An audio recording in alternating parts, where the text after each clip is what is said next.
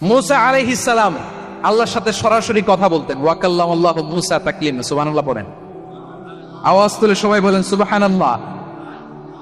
এখন বনি ইসরাইল হচ্ছে পৃথিবীর সবচেয়ে গোয়ার জাতি। তারা বলে, মুসা তুমি যে আল্লাহর সাথে কথা বলো আমরা তো দেখি না, তুমি যে কথা বলো আমরা তো শুনি না, তো কি করতে হবে? বনি ইসরাইল বলে, আমাদের মধ্য থেকে 70 জন নিয়ে যাইতে হবে তোর পারে। ওরা আইসা যদি কয় হ্যাঁ আমরা শুনছি, তাহলে বিশ্বাস করো। কত বড় ডাকাত দেখছেন বনি ইসরাইল। এদের চেয়ে গোয়ার জাতি নাই। এত গোয়ার তুমি করেছো মুসা আলাইহিস সালাম। তুমি যে আল্লাহর সাথে কথা বলে আমরা তো দেখি, কি করব? 70 জন আমাদের বন্ধু বান্ধব যে যদি দেখে তারা বলবে ওকে আস, 70 জন আস। 70 জন নিয়ে গেল। মুসা আলাইহিস সালাম হারুন আলাইহিস সালামকে খেলাফা দিয়ে গেলেন, আল্লাহ ওনাকে নবী বানালেন। মুসা আলাইহিস সালাম বললেন, হারুন খবরদার বনি ইসরাইলের মধ্যে তাওহীদের বাণী প্রচার করবা, ঐক্য ধরে রাখবা, বিচ্ছিন্ন হতে দিবা না। চলে গেছে। এইদিকে বনি ইসরাইলের এক দুষ্ট লোক ছিল, নাম সামিরি। কি নাম? সামিরি। সে সবাইরে বলল তোমাদের স্বর্ণগুলো ফালাও। স্বর্ণগুলো ফেললো। বনি ইসরাইলের স্বর্ণগুলোকে গলিয়ে সে একটা গরুর বাচ্চা বানালো। গোবৎস। কিসের বাচ্চা? দেখেন গরুর পূজা কিভাবে শুরু হয় পৃথিবীতে প্রথম। গোবৎস পূজা, গরুর বাচ্চার পূজা কিভাবে। সে স্বর্ণগলি গরুর বাচ্চা করে, জিবরাইল আলাইহিস সালাম যে জমিনে এসেছিলেন ওই ফেরেশতার পায়ের নিচের একটু মাটি সে বুদ্ধি করে প্যাকেটে রেখে দিছে। সে গরুর বাচ্চা বানায় স্বর্ণ দিয়ে গলিয়ে ওই মাটি এটার মধ্যে ঢুকাই দিছে বেলকি দেওয়ার জন্য। স্বর্ণ দিয়ে বানানো গোবৎস গরুর বাচ্চার গায়ে যখন সেই মাটি ছুঁড়ে দেয়া হলো, এখন বাছুরের ভেতর থেকে ভ্যাঁ ভ্যাঁ আওয়াজ আসতেছে। কি আসতেছে? সবাই তো অবাক। সামিরি বলে, আরে তোমরা যে 70 জন দিয়ে মুসা আলাইহিস সালামরে পাঠাইছো ওইদিকে, এত ঘুরতেছে, আল্লাহরে খুঁজে পায় না, আল্লাহ তো এটার ভিতরে ঢুকছে। নাউজুবিল্লাহ বলবেন না? তোমরা যে 70 জন দিয়ে পাঠাইলা, 70 জন নিয়ে মুসা আলাইহিস সালাম খালি ঘুরতেছে, আল্লাহরে পায় না। পাবে কেমনে? আল্লাহ তো নাউজুবিল্লাহ এটার ভিতরে। সেজদা দাও। এই সেজদা দিয়ে আল্লাহর নবী হারুন আলাইহিস সালাম বললেন, খবরদার, এটা সুস্পষ্ট শিরক। আল্লাহ সব গুনাহ মাফ করে, শিরকের গুনাহ মাফ করে না। খবরদার তোমরা থামো। কে শোনে কার কথা? এই যে যেমন এখন আমরা, আপনারা আমার কথা শুনতেছেন না? শুনতেছেন? হারুন আলাইহিস সালাম বললেন, খবরদার এই শিরকি কাজে তোমরা সংযুক্ত হয়ো না। তোমাদেরকে কি মনে নাই আমার ভাই মুসা আলাইহিস সালাম কি বলছে? আল্লাহ শিরক মাফ করে না। খবরদার শিরক করো না, আল্লাহরে ভয় করো। হারুন আলাইহিস সালাম তাদেরকে বুঝালেন, শিরক করো না, আল্লাহরে ভয় করো। শুধু এতটুকুই তিনি বুঝালেন, দাওয়াতি কাজ পালন করলেন, কিন্তু প্রতিরোধ করেন নাই, সশস্ত্র সংগ্রামে লিপ্ত হন নাই, বাধা দেন নাই। কারণ গৃহযুদ্ধ বেঁধে যেতে পারে। উনি ভাবলেন, আমি যদি আমার বাহিনী নিয়ে দাওয়াত দেওয়ার সাথে সাথে প্রতিরোধ করি, আক্রমণ করি, ওরাও আমারে আক্রমণ করবে, ব্লাডশিড হবে, রক্তপাত। এমন অবস্থা হবে বনি ইসরাইলের মধ্যে যেটা হয়তো আমার ভাই মুসাও কন্ট্রোল করতে পারবেন। সুবহানাল্লাহ কইবেন না? এক একজন নবীকে আল্লাহ তাআলা কি ইন্টেলেক্ট দিয়ে পাঠিয়েছেন। তিনি ভাবলেন, আমি দাওয়াতি কাজটাই করি, এটা যে হারাম এটা থেকে শুধু বারণ করি, কিন্তু প্রতিরোধ না করি। আমি যদি ঐক্য ধরে রাখতে পারি, বাকিটা আমার ভাই সামলে নেবে। সুবহানাল্লাহ। হারুন আলাইহিস সালাম প্রতিরোধ করলেন না।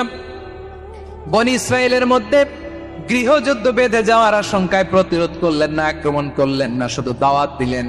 ইন দা মিন টাইম মুসা আলাইহিস সালাম আল্লাহর সাথে কথা বলে যখন ফিরে আসলেন, দেখলেন বনি ইসরাইলের অধিকাংশ লোক মুশরিক হয়ে গেছে। মুশরিক হয়ে গেছে। মুসা আলাইহিস সালাম রেগে গেলেন। রেগে প্রথমে বনি ইসরাইলদেরকে অ্যাটাক না করে ভাইয়ের দাড়ি ধরলেন। হারুন আলাইহিস সালামের দাড়ি আর চুল। মেজাজি নবী ছিলেন। হারুন তুমি কি করলা? তোমার কি দায়িত্ব দিয়ে গেলাম, তুমি কি করলা? তুমি থাকতে বনি ইসরাইল কেমন করে শিরকের কাজে নিমজ্জিত হয়ে যায়? সাইয়েদনা হারুন আলাইহিস সালাম বললেন, ইন্নী, কোরআন সাক্ষী, কোরআন থেকে কোট করছি, ইন্নী খাশীতু আন তাকুলা ফাররাকতা বাইনা বনি ইসরাঈলা ওয়া লাম তারকুব কওলি। ও আমার ভাই, আমার দাড়ি ধরবেন না, আমার মারবেন না। আমি ভয় করেছি, আমি ভয় পেয়েছি, না জানি আপনি বলেন তুমি কেন খাশীতু আন তাকুলা ফাররাকতা বাইনা বনি ইসরাঈল, আপনি এসে আমারে যদি বলেন তুমি কেন ঐক্য ধরে রাখলে না, কেন মারামারি হলো, কেন রক্তপাত হলো? তোমার কি এই দায়িত্ব আমি দিয়েছিলাম? আমার কথার দিকে কি তুমি ভ্রুক্ষেপ করো নাই? আমি যে বলছি তাওহীদের বাণী প্রচার করবা আর ঐক্য ধরে রাখবা, আমার কথা কি শুনো নাই? আপনি আমারে ধমকাবেন, এই জন্য আমি প্রতিরোধ করি নাই, আক্রমণ করি নাই, গৃহযুদ্ধ আটকানোর জন্য কিন্তু আমি দাওয়াত দিয়েছি। সুবহানাল্লাহ পড়েন।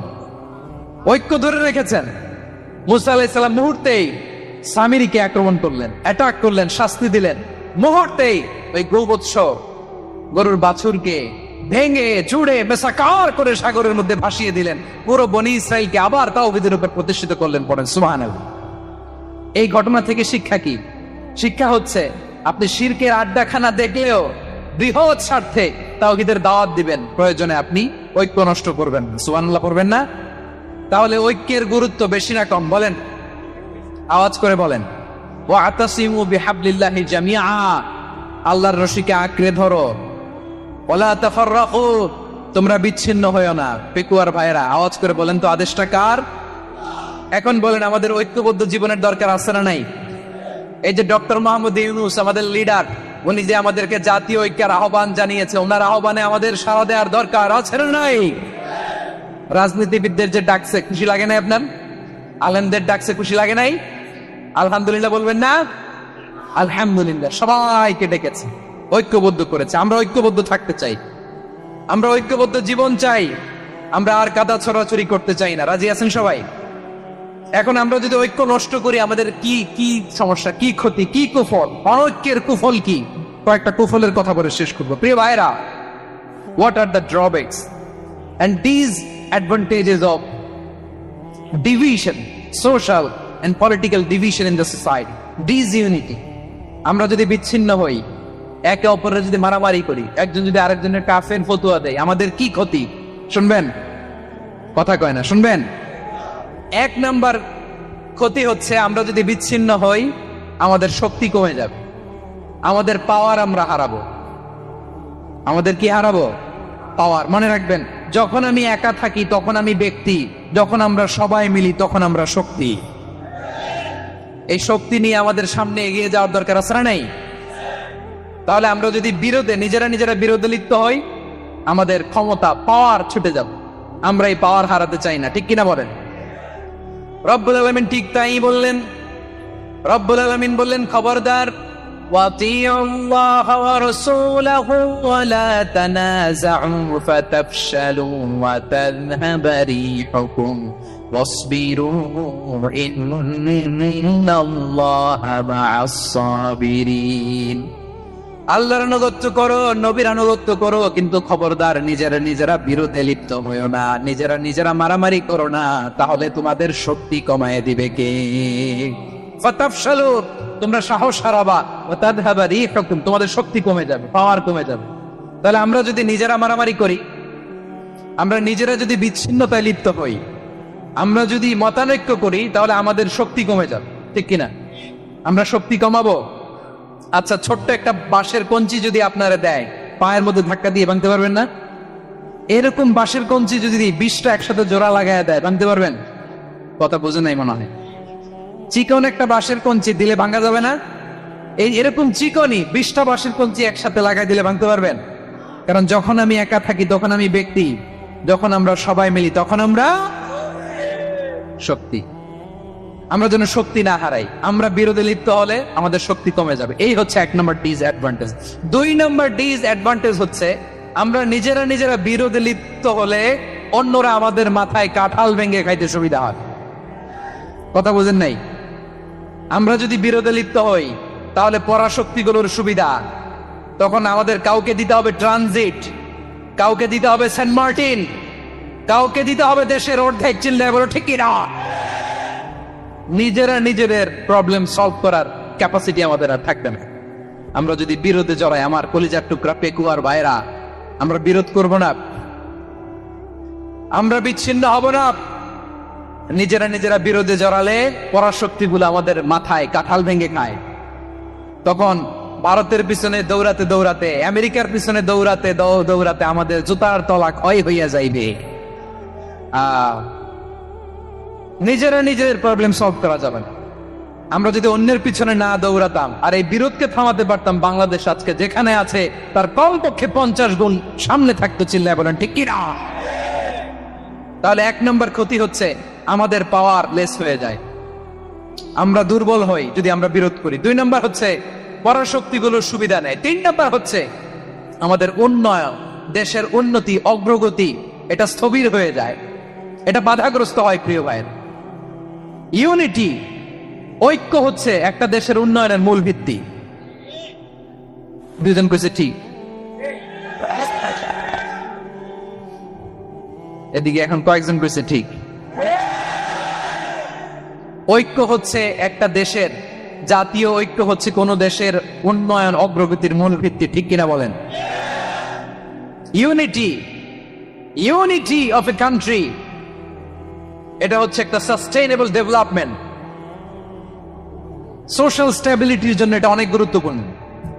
এজন্য বিরোধের কোন স্থান আমরা দিব না, আমরা ঐক্যবদ্ধ থাকবো ইনশাআল্লাহ। বলেন, আর কখনো কাউরে কাফের বলে গালি দিবেন? তুই জাহান্নামী বলবেন?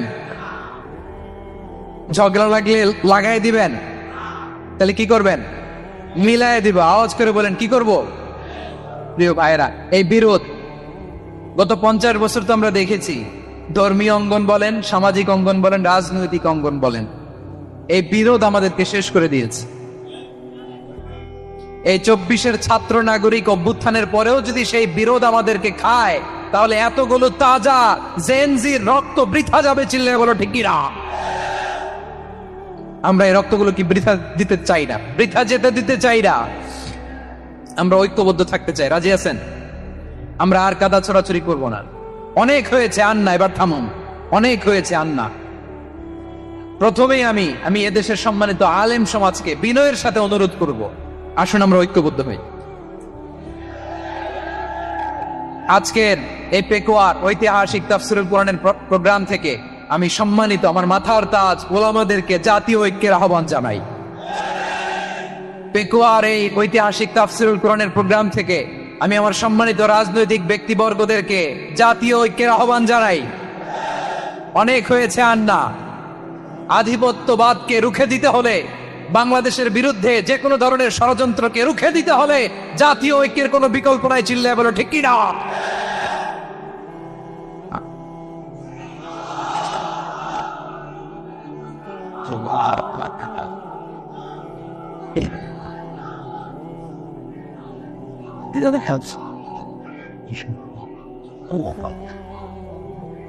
আমার প্রিয় ভাইয়েরা, আমার ভাইয়েরা,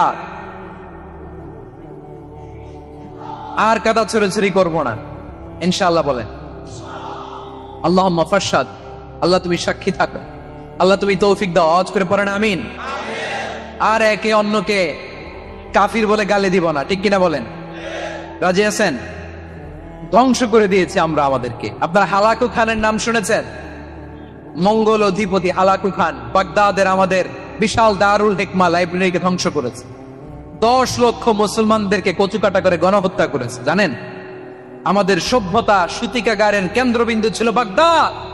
ইরাকের বাগদাদে যেদিন সে রক্ত নিয়ে হোলি খেলা করে, রক্তের হোলি খেলা যেদিন হয়, ওই দিনও বাগদাদে বাহাস চলতেছিল। আমাদের বাহাস কি চলতেছিল? আপনাদের এলাকায় বাহাস আছে? এই প্রচলিত বাংলাদেশে যে বাহাস, এটার সাথে ইসলামের কোনো সম্পর্ক আছে? এই পর্যন্ত বাহাসের পরে পরাজয় বরণ করছে এরকম কোন দল আপনারা পাইছেন? আমি পাই নাই। প্রত্যেক দলই বাহাসের পরে সংবাদ সম্মেলন করে বলে আমরা জয়লাভ করিয়াছি, ওনারা পালাইয়া চলিয়া গিয়াছেন। আছে না নাই? কারণ সত্য জানার জন্য, সত্য মানার জন্য আসে না, তো নিজের জ্ঞান জাহির করার জন্য বাহাস করে। বিপক্ষ দলের আলেমকে ছোট করার জন্য বাহাস করে। এই বাহাসের স্থান ইসলামে নাই। চিল্লায় বলো ঠিক কিনা? এই সমস্ত বাহাসের দিন শেষ। ঐক্যবদ্ধ হওয়ার বাংলাদেশ। প্রিয় ভাইরা, হালাকু খান সে দারুল হিকমা লাইব্রেরি জ্বালিয়ে পুড়িয়ে এই সব দামি দামি বইগুলো, আমাদের দামি দামি ঐতিহাসিক তুরাসি ক্লাসিক বইগুলোকে দজলা নদীতে ফেলেছে। পুরা দজলা নদী কালো হয়ে গিয়েছে। 10 লক্ষ মুসলমানকে গণহত্যা চালিয়ে এই রক্তের বন্যা যখন দজলা নদীর পানিতে মিশে গিয়েছে, দজলা নদীর পানি লাল হয়ে গিয়েছে। যেই দিন বাগদাদে গণহত্যা চলে, ওই দিনও বাগদাদে বাহাস চলতেছিল। কিসের বাহাস জানেন? মেসওয়াক। ডান মারি থেকে করা সুন্নাহ, এটা আমরা জানি। এখন কি উপরের মারি না নিচের মারি, বাহাসের বিষয়। এই বাহাস করবেন আপনারা। বিশ্ব যখন এগিয়ে চলেছে, আমরা তখন বসে বিবি তালাকের ফতোয়া খুঁজেছি কোরআন হাদিস চষে। তালাক ইসলামের অনেক গুরুত্বপূর্ণ অনুষঙ্গ। তালাক কোরআনের একটা সূরা। কিভাবে তালাক হবে না হবে আমাদের ফুকাহায়ে কেরাম, আমাদের আকাবিররা সব বলে গিয়েছে, সব জানা। আপনি হয় এটা মানবেন নয় ওইটা নিয়ে বাহাসের দরকার নাই, ওইটা নিয়ে মারামারির স্থান ইসলামে নাই। আওয়াজ করে বলেন ঠিক কিনা? এখন পেকুয়ার ভাইরা, শেষ কথা বলি, আওয়াজ করে বলেন আমরা ঐক্যবদ্ধ হতে চাই কি চাই না? চান? এই যে আমি বিনয়ের সাথে আলেম সমাজকে জাতীয় ঐক্যের আহ্বান জানালাম, এটার সাথে আপনারা সম্মতি প্রকাশ করেছেন? বিনয়ের সাথে আজকের এই পেকুয়ার ময়দান থেকে আমাদের রাজনৈতিক নেতৃবৃন্দদেরকে জাতীয় ঐক্যের আহ্বান জানাই, আপনারা সংহতি প্রকাশ করেছেন? এখন এটা রোড ম্যাপ কি, কিভাবে আমরা ঐক্য প্রক্রিয়াতে এগিয়ে যাব? শেষ কথা বলি, একেবারে সহজ। আমাদের ওলামা মাশায়েখদেরকে, আমার মাথার তাজ, তাদেরকে আমরা বলি, এই যে আমরা ঐক্যবদ্ধ হই নাই, আমরা কি বড় কিছু অর্জন করে ফেলছি? বলেন, আমরা কি খুব পাওয়ার সম্মানের জায়গায় আছি? খুব স্ট্রেংথের জায়গায় আছি? তো কিছুই তো নাই। আপনি ঐক্যবদ্ধ হইলে সমস্যা কোথায়? এমন তো না ঐক্যবদ্ধ না হওয়ার কারণে এতদিন আপনার অনেক কিছু ছিল, ঐক্যবদ্ধ হলে আপনি হারাবেন, এমন তো না। তো কিছুই যেহেতু আপনার নাই, আমার নাই, ঐক্যবদ্ধ হলে আপনার সমস্যা কোথায়?